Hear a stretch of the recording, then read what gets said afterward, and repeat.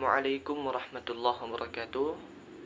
Alhamdulillahi rabbil alamin. Wassalatu wassalamu ala asyrafil anbiya'i wal mursalin Sayyidina wa maulana Muhammadin wa ala alihi sahbihi ajma'in. Perkenalkan, nama saya Muhammad Irfan dari Fakultas Ekonomi dan Bisnis, Prodi S1 Manajemen. Saya dari kelas 2E. Izin ingin membuat tugas video. Terima kasih kepada Pak Aris selaku pengampuh mata kuliah Ekonomi Islam. Saya akan membawakan materi mengenai ekonomi Islam pada masa khalifah. Baik, kita masuk ke masa Abu Bakar As-Siddiq. Pada masa pemerintahan Abu Bakar As-Siddiq, belum banyak perubahan dan inovasi baru yang berkaitan dengan sektor ekonomi dan keuangan negara. Kondisinya masih seperti pada masa Rasulullah SAW. Kondisi ini dibentuk oleh konsentrasi Abu Bakar untuk mempertahankan eksistensi Islam dan kaum muslimin. Para sahabat masih terfokus untuk memerangi mereka yang enggan membayar zakat setelah wafatnya Rasulullah, dan memerangi yang murtad dan gerakan nabi palsu yang dikenal dengan perang Riddah. Adapun langkah-langkah yang dilakukan Abu Bakar dalam menyempurnakan perekonomian pada saat itu adalah: 1. Perhatian terhadap keakuratan perhitungan zakat. 2. Perkembangan pembangunan Baitul Mal dan penanggung-jawaban Baitul Mal. 3. Melakukan penegakan hukum terhadap pihak yang tidak mau membayar zakat dan pajak. Kita masuk di masa Umar bin Khattab. Pada masa pemerintahan Umar bin Khattab yang berlangsung selama 10 tahun, Umar bin Khattab banyak melakukan ekspansi hingga wilayah Islam meliputi Jazirah Arab sebagai wilayah kekuasaan Romawi, Syria, Palestina, dan Mesir, serta seluruh wilayah kerajaan Persia termasuk Irak. Atas keberhasilannya, Umar dijuluki sebagai The Saint Paul of Islam. Seiring dengan semakin meluasnya wilayah kekuasaan Islam pada masa Umar bin Khattab, pendapatan negara semakin mengalami peningkatan signifikan.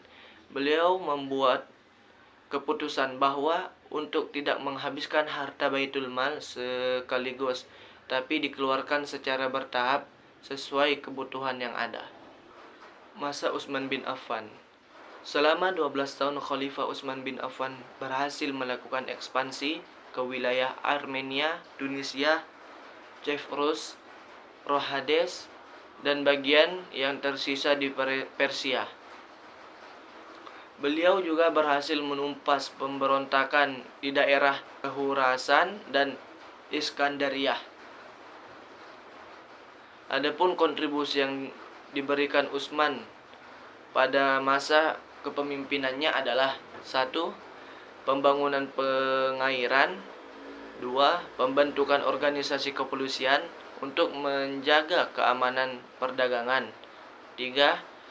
Pembangunan gedung pengadilan guna penegakan hukum. 4. Kebijakan pembagian lahan luas milik Raja Persia kepada individu dan hasilnya mengalami peningkatan dibanding pada masa Umar bin Khattab dari 9 juta menjadi 50 juta dirham. Masa Ali bin Abi Thalib.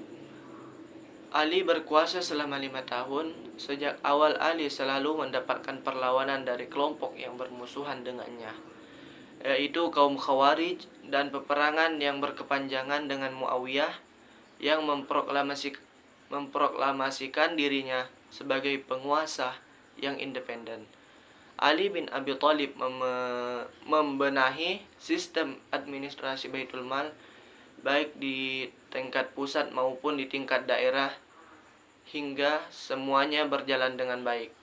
Beberapa perubahan kebijakan yang dilakukan pada masa Khalifah Ali antara lain ada 3, yaitu pendistribusian seluruh pendapatan yang ada pada Baitul Mal, berbeda dengan Umar bin Khattab yang menyisihkan untuk cadangan. Kedua, pengeluaran angkatan laut dihilangkan. Ketiga, adanya kebijakan pengetatan anggaran. Baik, hanya sampai sini penjelasan saya tentang ekonomi Islam pada masa khalifah. Wabillahi taufiq wal hidayah wa ridha wal inayah. Assalamualaikum warahmatullahi wabarakatuh.